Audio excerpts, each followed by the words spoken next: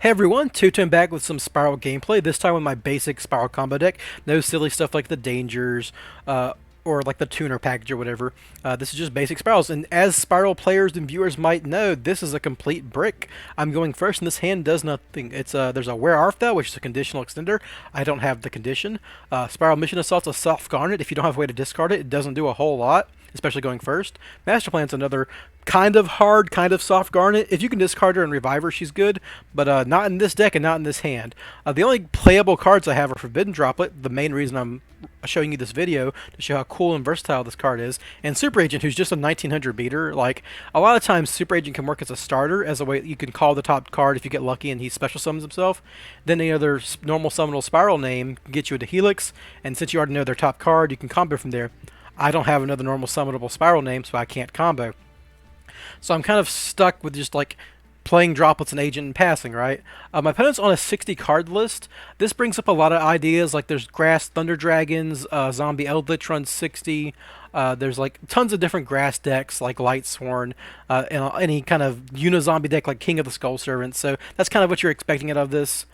So I'm just gonna do the embarrassing thing, set 3 pass. I set the Assault on the hopes that if my opponent like blows it up, just with like some incidental effect, and they don't kill me, next turn I can special summon my Master Plan, and Master Plan plus any other Spiral name, pretty similarly can combo, right? You can, or any creature, honestly, you can go to Barricade Borg Blocker, get pitch the rescue that you would get with her, special summon her, and go into Selene, stuff like that.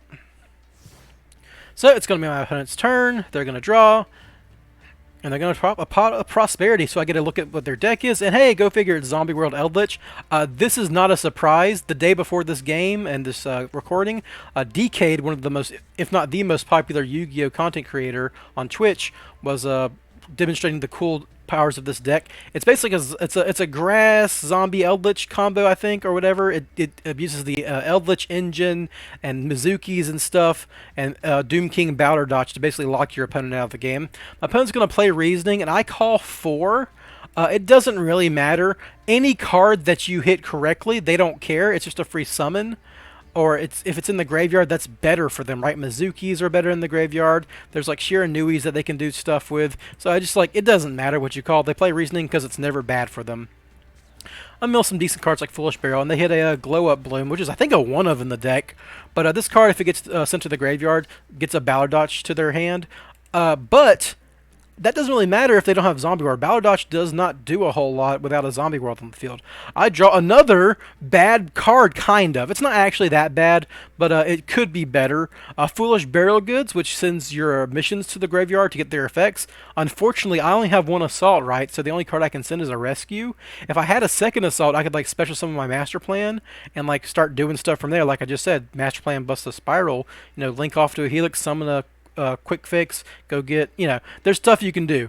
But in this situation, it's not that good. So I can only send a Spiral Mission Rescue, which is actually a good card. It's a Spell Speed 2 Monster Reborn for your Archetype. So it's, hard to say that this is a bad draw. So I'm going to flip these cards, see if my opponent have any responses, and they don't. So I go ahead and commit to the Foolish Burial Goods, sending the Rescue. I'm going to go ahead and do attack, and the reason I'm threatening this is, like, if I have Assault up on the field, my opponent kind of has to answer this, because they don't want to just let me sit here beating their cards and drawing off of it, right? None of their normal summons are going to have higher than 1900 attack, and without a Zombie World on the field, or my own Resort, they can't really do much with Ballardotch. So I don't really care if they get him off of this card. This 4 back row setup is pretty common for any Eldlich variant. You're going to expect there's going to be some kind of like Eldlich trap cards like Hakero or Sanguine or Conquistador.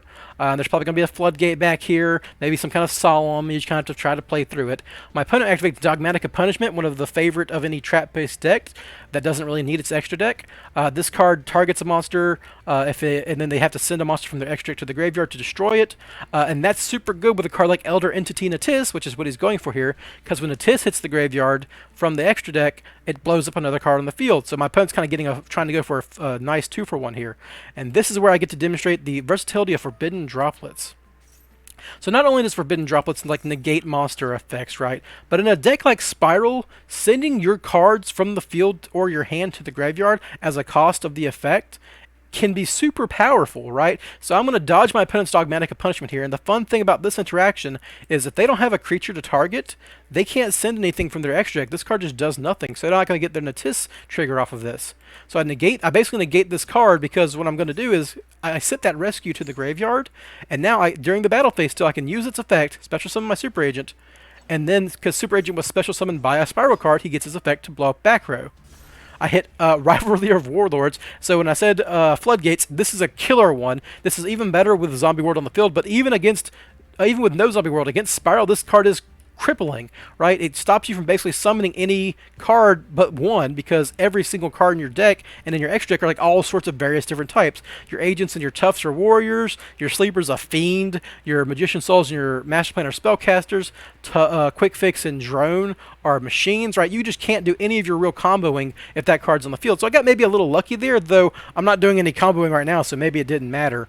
The fun thing is I get a draw off it, and I draw another Forbidden Droplets. I go ahead and get rid of this card. They can probably link it off on their turn if they want to anyhow. So they're going to go get Doom King Ballardock. And I'm just going to set Forbidden Droplets that I drew and pass the turn. I probably should have set it like here or something, so I don't plan to infinite impermanence, but they probably would have used it. They go ahead and activate Scarlet Sanguine to get big old Eldlich Golden Boy on the field.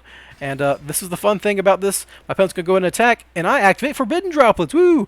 I just love this card, right? I think any Spiral deck that doesn't have like room considerations for like other engines, like Dangers or something, should be running 3 of this if they can afford it. It's just so versatile. So in this situation, I'm threatening my opponent with 2 different things. Either I just send a card from my hand, this gets shrunk, and it gets destroyed, and I get an Assault trigger, or I could send Assault. They don't know this, but I could send my Assault, still destroy their creature, and then get my Master Plan on the field next turn and start comboing, which is what I was going to do, right? My opponent didn't threaten me last turn, and I'm like, okay, if they couldn't stop the Super Agent plays I did last time, they're not going to be able to stop my Master Plan combo, which I'm going to be able to do next turn. So I'm going to combo next turn because I had Forbidden Droplets and an Assault in like just around, and I get to mess with their battle phase.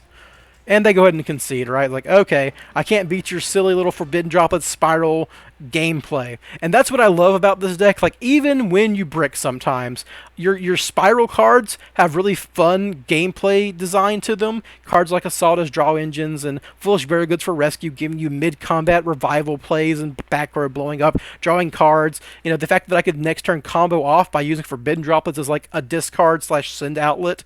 I just love this kind of fun interactive gameplay, even when you're not comboing, right? The deck's primarily known as a bricky combo deck, but even in silly, grindy control matchups against floodgates and traps, you have lots of interesting gameplay decisions. I hope you guys enjoyed that. If you have any comments or suggestions about what else I should do, go ahead and throw them in the comments. Everyone have a great day. Bye.